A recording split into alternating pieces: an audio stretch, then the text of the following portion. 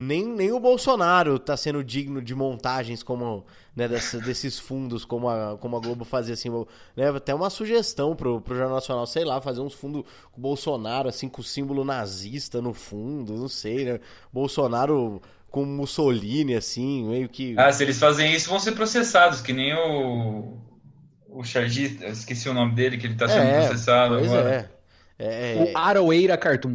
Exatamente. exatamente, que, pô, também é um assunto a ser tratado, né, que esse movimento, né, de chargistas, né, foi muito legal o que aconteceu, mas, e só pra fechar, então, com relação a isso, é que vai ser essa guerra e enquanto o Bolsonaro contar com a Record, e me parece que vai contar sempre, ele vai ter uma massa de manobra muito boa com relação à população, viu? Porque conhecimento de causa mesmo, assim, a Record, ela conseguiu penetrar muito, muito, muito na casa do brasileiro médio, do cara também mais pobre também, por incrível que pareça, mesmo trazendo muito a tragédia da vida dessas pessoas, né?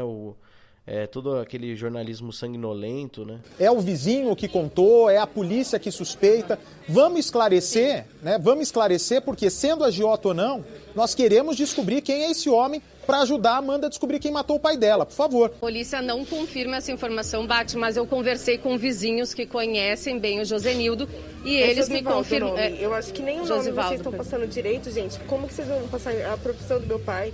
Meu pai tinha casa de aluguel. Sim, mas ele também tinha casa de aluguel. Josivaldo, perdão, erro meu. Agora, vizinhos disseram que ele emprestava dinheiro a juros. Eu não sei nem o nome desses vizinhos, para começo de conversa. O único vizinho que eu conheço aqui é esse aqui da frente. Tudo bem, mas a gente não pode descartar, você concorda comigo? Okay, a gente não pode descartar essa possibilidade. Vocês não podem afirmar uma coisa. É um pingo de respeito que tem que ter. Pô, eu tô sentindo uma dor aqui, cara, que eu não sei se você tem o seu pai ou não, mas não o meu tem. pai não... Entendeu? Tiraram a vida do meu pai, gente. E aí vocês vêm falar essas merdas, meu, eu fico fudida. Mas a gente não tá denegrindo. A informação que eu acabo de receber da nossa produção, né, é que os vizinhos estão apontando esse homem como uma pessoa que recebe dinheiro e depois cobra juros. É claro que ninguém quer ouvir essa história, né? Afinal de contas, o corpo acabou de ser encontrado, né? Tudo indica que foi uma execução. A gente entende esse desespero, né? A gente entende esse desespero e é justamente por isso, né, que a Amanda quis falar conosco. Agora, como trabalhava esse homem? Como era o sustento desse homem? E essa briga com o amante? Agora, pelo que eu estou vendo, né, essa história de amante e também de possibilidade de viver como agiota está acirrando os ânimos aí no local. E aí conseguiu também fazer essas novelas bíblicas aí que chamaram a atenção. Eu tô falando dessa Record, né, a nova Record, né, não porque a Record antiga, a Record na verdade foi comprada num dado momento, né, pela Igreja Universal e tal, já foi uma TV normal, mas num dado momento, como tudo, foi tomada por questões maiores, né? Por questões de poder e tudo mais. Vamos sair um pouco do Brasil, mas ao mesmo tempo falando dele ainda, né? Porque a gente precisa falar do bem-sucedido projeto de destruição da democracia do governo Bolsonaro, que está promovendo uma, lenta e dolorosa morte de reputação do nosso país em relação aos outros países do mundo, né? Porque com o avanço da pandemia do coronavírus, ficou claro para o mundo inteiro, e assim, a gente já trouxe inúmeras reportagens, e todo dia está sendo reportagem em todos os jornais do mundo, de que o Brasil está nas mãos de pessoas conservadoras chucras, fundamentalistas, religiosos, né, e psicopatas que estão dispostos a empurrar o povo brasileiro para o cemitério em nome de uma, entre aspas, salvação da economia, que na verdade não é salvação da economia, né. E se antes, né, se há alguns meses atrás já havia desconfiança, né, desconfiança internacional sobre a capacidade do governo Bolsonaro, agora a coisa está escancarada e a gente está cada vez mais isolado num nível muito preocupante, né? E a gente relembra aqui os episódios que foram culminando nesse isolamento, né? No intervalo de um mês, 2 ministros da saúde foram demitidos em plena crise do coronavírus, né? Justamente por tentarem seguir as recomendações da Organização Mundial da Saúde. O Eduardo Bolsonaro mentiu para a imprensa internacional, ou não, né, ao dizer que o presidente estava com Covid-19, inclusive causando um super mal-entendido com a Fox News, né. A cura pela cloroquina e hidroxicloroquina, que, né, nunca foram comprovados, a OMS pela segunda vez proibiu o uso da substância, virou uma tara obsessiva religiosa para o nosso governo, né. E, além de tudo, em plena pandemia, o presidente vai fisicamente, sem máscara, para as manifestações que pedem fechamento do Congresso e do Supremo Tribunal Federal, né, abraçando bebês sem máscara. Tudo isso, né, somado a essa última recente ação do governo de maquiar os dados e a contagem dos mortos de Covid-19, né, foram literalmente a tampa que faltava para fechar o caixão da nossa imagem internacional, do que o Brasil representa para o mundo, né.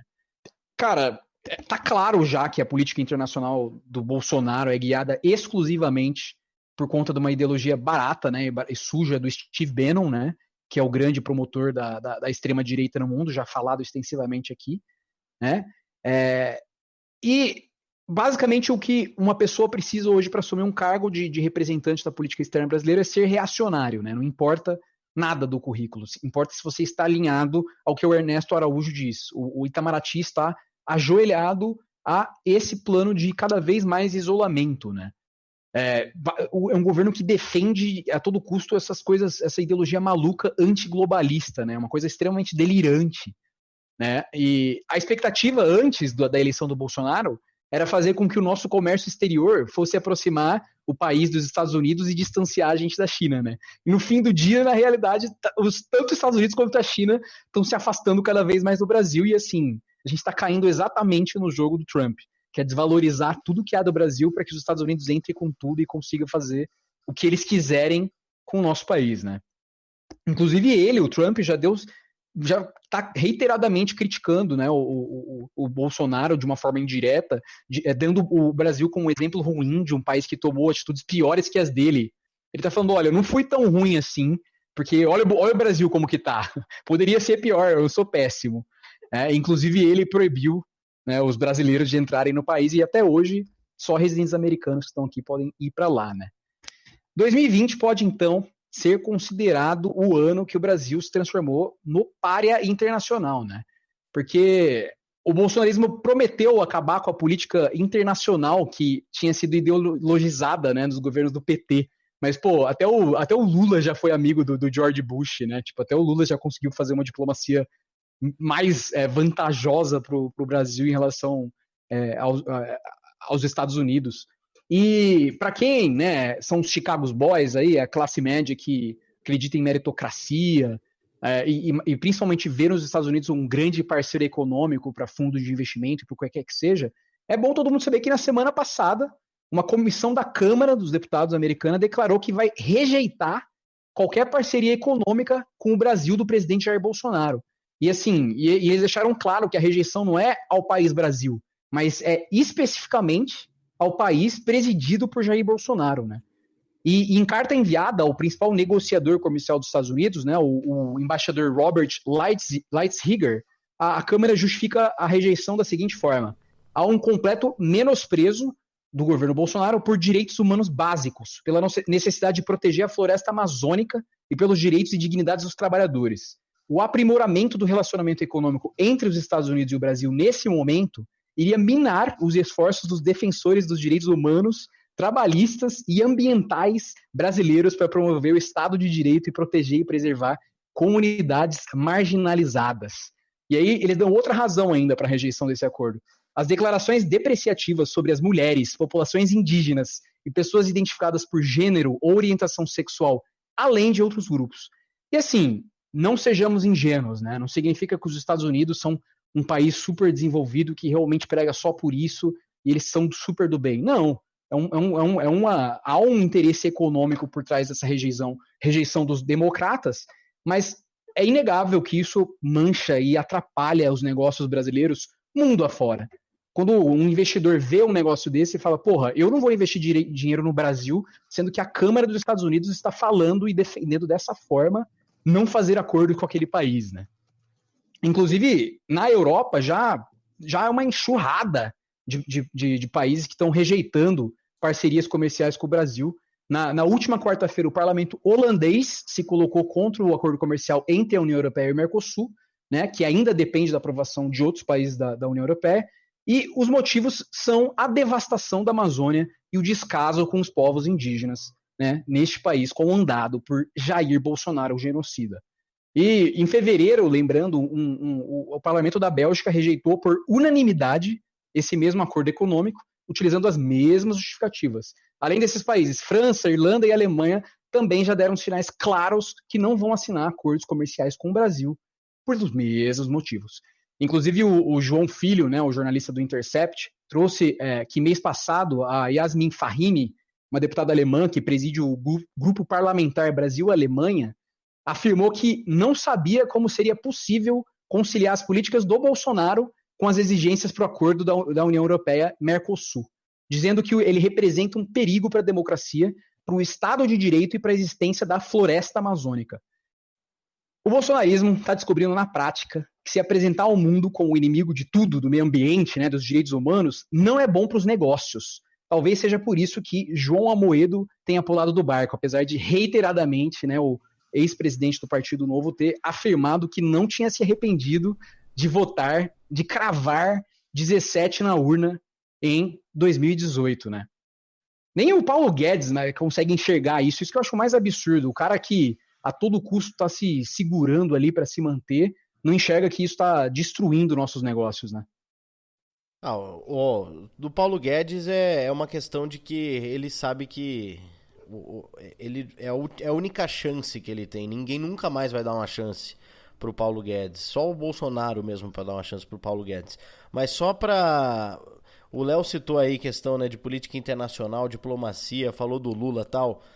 Dica coronga de leitura de novo a Piauí, a desse mês, a de junho, traz um momento diplomático do governo Lula, traz detalhes. A matéria é da Malu Gaspar, mas é baseado num trabalho inédito do Matias Spector, Guilherme Fazolin, da Fundação Getúlio Vargas, e do Joshua Baker, da Universidade de Leicester, lá no Reino Unido. E aí, trazendo bastidores diplomáticos de um evento em que o Lula consegue intermediar uma tentativa de fato, né, de desnuclearização do Irã.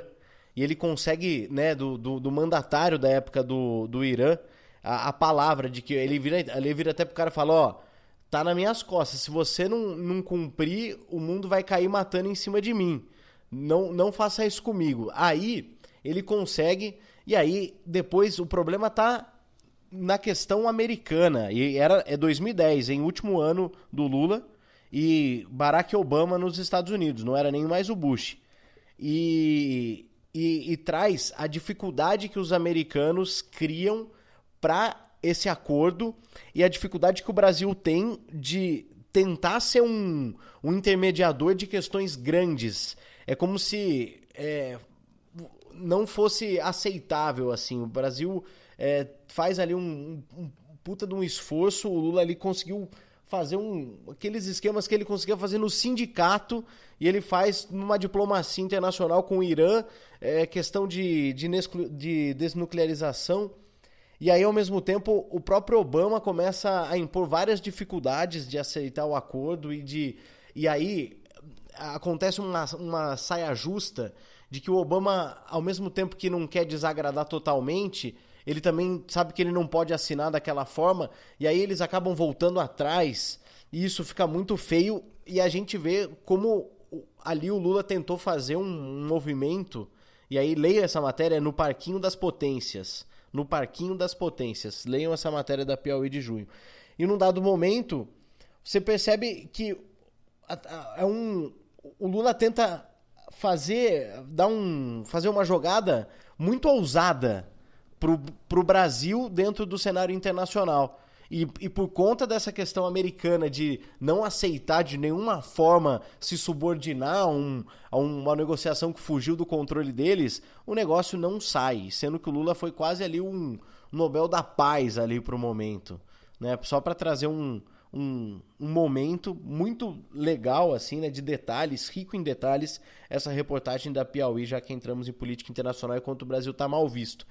Já falei muitas vezes o Brasil ser simpático, né, uma diplomacia mais simpática, ao mesmo tempo a gente percebe